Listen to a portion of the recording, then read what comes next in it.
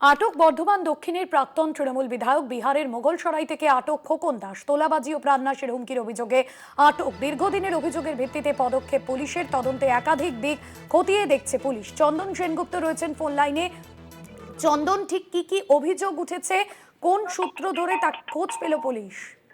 হ্যাঁ দেখো ভাস্বতী, যেটা জানা যাচ্ছে বর্ধমানের দক্ষিণের প্রাক্তন বিধায়ক খোকন দাস, তিনি এবছরের তৃণমূলের প্রার্থী ছিলেন বর্ধমান দক্ষিণেরই, এবং তার বিরুদ্ধে যে অভিযোগগুলো হচ্ছে তোলাবাজ এবং প্রাণ নাশের হুমকি।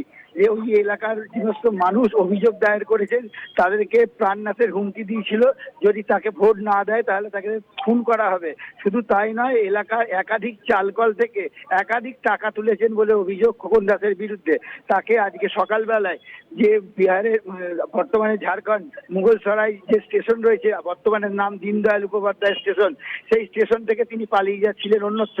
সেই সময় তাকে কিন্তু বর্ধমান পুলিশ তাকে ধরে এবং তাকে জিজ্ঞাসাবাদ করছে ওখানে, এবং এখনো পর্যন্ত তাকে আনা হয়নি। ওখানকার যে কোর্ট আছে সেই কোর্টে তোলা হবে, তোলার পরই বর্ধমানে নিয়ে আসা হবে, এমনটাই সূত্র মারফত খবর পাওয়া যাচ্ছে। তবে এই তোলাবাজি এবং প্রাণনাশের হুমকিতে খোকন দাসকে গ্রেপ্তার করা হয়েছে, এইটুকুনি বলা যেতে পারে ভাস্বতী।